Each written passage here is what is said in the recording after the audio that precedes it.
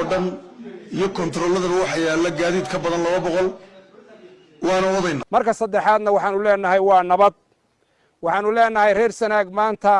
waxaan ugu bishaaraynaynaa bishaaro wanaagsan oo nabad ah السلام عليكم ورحمة الله تعالى وبركاته قلب نكسن داود يا الملك استوى الدنيا نقلا سعوتان وقال نما حدا بشهر سبتمبر نوكو سنة لبض كون يافر إلى تنكا قضبات برامج كنا كم قال دونتان وحا كمدا حسدي كتاجنيد مقالة عرقابو يا قبل كسنة جوركو يترام يان إن لسوق بجوي كدي مركي أي هشيس قاتين جودهان باليه هالكاسيس كوها يسوع كله حرقفتي هالكاسي كل حمرتي لبض بيرود أما مركاسي بيرها وده دقة مقالة عرقابو مقالة عرقابو هات مركاسي واحد يبغى وصل لابن دونتا نبيه النبضة يودن ولانشها waxaana guud ahaan wasiirka arrimaha gudaha Soomaaliland uu iclaamiyay in guud ahaan bay qaateen nabadda garaadada iyo soo kale guud ahaan mas'uuliyiintii iyo salaadiinta kala duwan ee labada dhinac xogii ugu dambeeyay inaga soo gaadhay magaalada waxaan eegi doonaa markaasi Cerigabo iyo gobolka Sanaag tani ma horseeday doontaa in guud ahaan ba xal laga gaaro gobolada bariga Soomaaliland iyo ilaa Sool ilaa markaasi Buuhoodle in laga gaaro markaasi xal arrimihii kala duwanaa iyo wariba xaaladii markaasi dagaalka ay ka taagneed markaasi deegaanadaasi waan dul istaagi doonaa guud ahaan qodobkaasi iyo markaa xilligan Somaliland oo u muuqatay inay doonayso in wax walba lagu xalliyo miiska wada xaajoodka iyo in labada dhinac markaasi ay ka wada hadlaan xaaladaha haatan ka taagan markaasi gobolada bariga Somaliland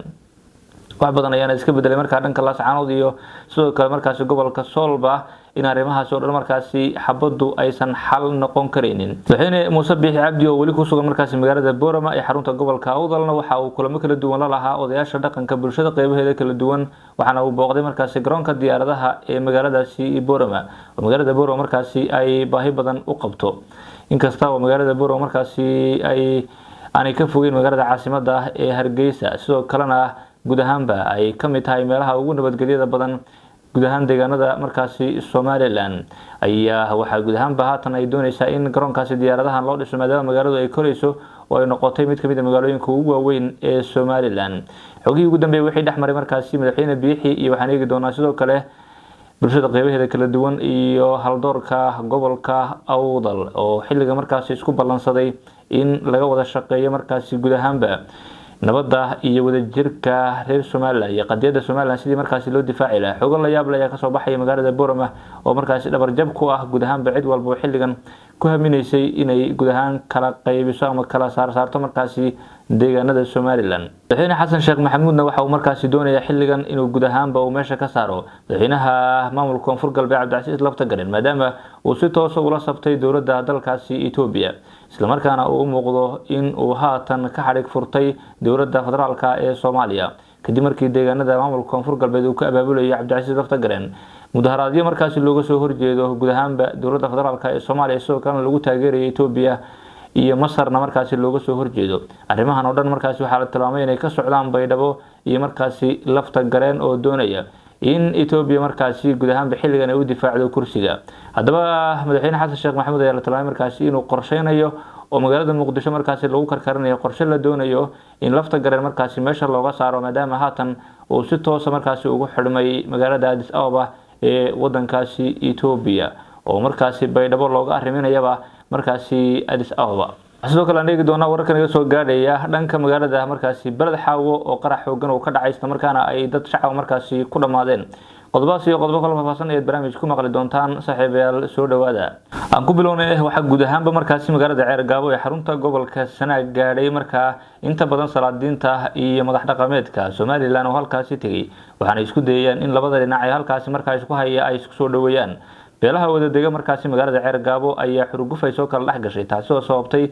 in magaalada markaasi khalkhal iyo amni darro markaasi ay soo food saarto waxaana taasi ay keentay in inta badan madax dhaqameedka Somaliland ay markaa gurmad u sameeyaan magaalada Cerigabo waxa ay wararka haatan naga soo gaadhay magaalada Cerigabo ay sheegayaan in guud ahaan markaasi isfaham hordhac laga gaadhay markaa guud ahaan ila soo gabagabeeyay xiisada halkaasi ka taagan labada dhinacna ay ogolaadeen inay wada hadlaan oo nabadda markaasi ay xoojiyaan mar kalena la walaaloobo oo markaasi laga heshiiyo xaaladda magaalada Cerigabo markaasi oo dib loogu soo celiyo nabadii iyo xasiloonidii magaalada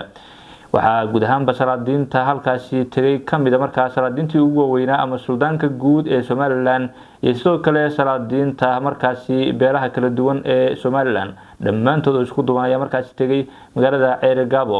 waxaana wasiirka arrimaha gudaha Soomaaliland uu sheegay in guud ahaanba xilliga markaasi isfaham laga gaaray labada dhinacba ay isku dhaarsadeen oo markaasi lagu heshiiyay in miiska wada xaajoodka dib loogu noqdo oo guud ahaan laga xaalo waxa ka taagan magaalada Ceergaabo wixii haatan ka dambeeyay magaalada Ceergaabo iyo gobolka Sanaag waxay dib ugu soo laaban doonaan dhabihii iyo waliba tubtii nabadda oo dadku halkaas ay heshiis ku qaateen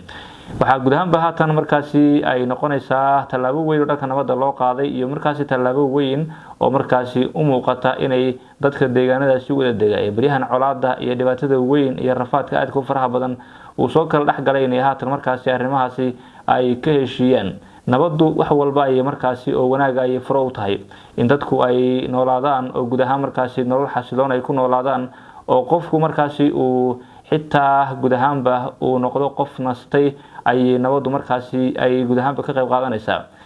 colaaduna waxay keenaysaa markaasi wax walba oo xun abaartu ay kamid tahay dhibaatooyin kale ay kamid yihiin qofka bini'aadamka inuu xitaa midkii noolna uu nolol markaasi dhibaato ah ku noolaado kii kalena uu dhintaba oo guud ahaanba markaasi qudha laga jaro ay markaasi colaadu leedahay dowladda bariga Soomaaliland dhibaato weyn ayaa ka taagan markaa sanadihii ugu dambeeyay ama guud ahaan baan idhaahdo sanadkii ugu dambeeyayba oo colaado aad u ba'an oo dad far badan ay ku dhinteen ayaa markaasi ka dhacay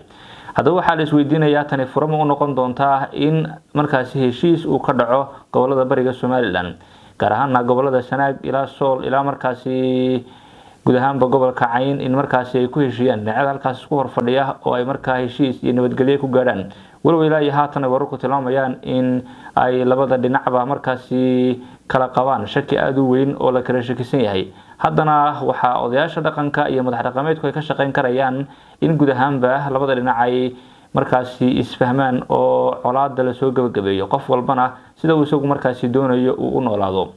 sidoo xaalku haba markaasi haatan ugu weyn ee taagan waxay ahayd magaalada Ceergaabo iyo colaadda ka taagan balse waxay wararku tilmaamayaan magaalada Ceergaabo haatan ay u muuqato in nabadda iyo xasiloonida ay dib ugu soo laaban doonto beerihii halkaasi wada degay ee walaalaha ahana markaasi la isku soo dhaweeyay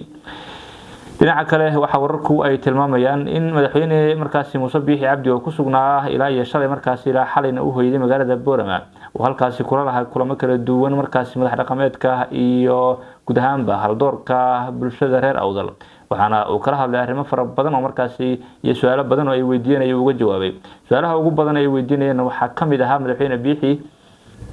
markaasi xilligan dawladda Itoobiya heshiiska uu la soo galay iyo qaabka uu saameynayo deegaanadooda iyo waliba meesha uu u ballan qaaday madaxweyne Biixi inuu siin doono dawladda Itoobiya qaabka uu heshiiskaasi yahay iyo waxa markaasi ay bulshada reer Awdal markaasi ay dhibaato ay ka wajihi karayso halkaasi madaxweyne Biixi waxa uu isku dayay inuu ka turxaan bixiyo guud ahaan bulshada reer Awdal iyo madax dhaqameedka iyo cid walbaba in heshiiskaasi uu yahay heshiis markaasi aan iyaga waxyeelinin haddii ay isku afgartaan in markaasi dawladda Itoobiya aan deegaanadooda waxba laga siinina aanay markaa ay ka wareejin doonaan oo deegaan kale markaasi heshiiska lagu dhameystiri doono maadaama xilligan dawladda Itoobiya ay doonayso fariisin markaasi ay ku yeelato iyo meel ay badda ka gaadho waxa uu madaxweyne markaasi Muuse Biixi Cabdi uu tusay in fursad weyn ay u tahay Soomaaliland taasina ay muujinayso sida ay Djibouti ula soo booday markaasi xilligan inay iyadu markaasi qaadanayso heshiiskaasi oo ay dekad iyo adduunyo iyo wax walba markaasi isugu darayso dawladda Itoobiya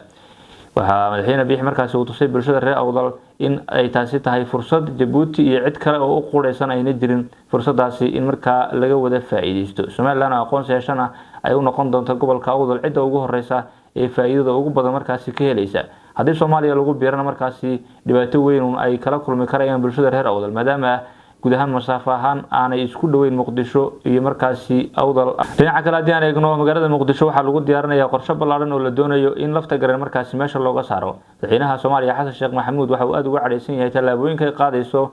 ama uu qaadayo markaasi maamulkaasi Koonfur Galbeed lafta garan waxa uu abaabulay markaasi mudaharaadyo ka dhacay deegaano kamid ah maamulka Koonfur Galbeed oo noqday meeshii ugu horeysay ee si cad markaasi looga taageero Itoobiya waxaana arrinkaasi ka shaqeynaya maamulka magaalada Baydhabo jooga waxa haatan wararku ay tilmaamayaan in madaxweyne Xasan Sheekh Maxamuud uu isku dayayo inuu guud ahaanba uu xilligan markaasi uu diyaariyo bedelkii lafta garan uu ku bedeli lahaa inkastoo oo ayna markaasi fududeyn in markaasi dhib yar loo bedelo lafta garan xilligan maadaama lafta garan cid ilaalisa halka lagu hayo iyo guud ahaanba markaasi cid kursigiisa ku hareeraysan ba ay tahay Itoobiya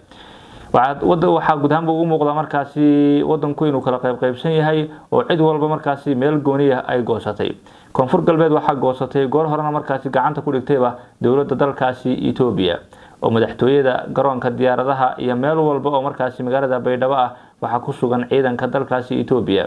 ma jiraan ciidan Soomaali ah oo maanta intuu amar siiyay markaasi Xasan Sheekh Maxamuud guud ahaanba lafta gareen meesha ka tuuri karaya, balse Addis Ababa hadii u baahato markaasi inay lafta gareen ay soo qabato ama ay soo xidho kuma qaadanayso markaasi 10 daqiiqo waa ay markaa keeni karayaan magaalada Addis Ababa, balse lama geyn karayo magaalada Muqdisho. Waxa xaqiiqada markaasi jirta ee loo baahan yahay madaxweyne Xasan Sheekh Maxamuud inuu dib ugu laabto oo guud ahaanba arrimahaasi uu ka shaqeeyo. balse haatan waxay warku tilmaamayaan inuu isku dayo wax walba oo suurtagal ah in guud ahaan markaasi lafta gareen meesha looga saaro. Akhyaarta sharafta leh hawada nagala socoto ugu tan iyo kulanti dambe nabadgelyo.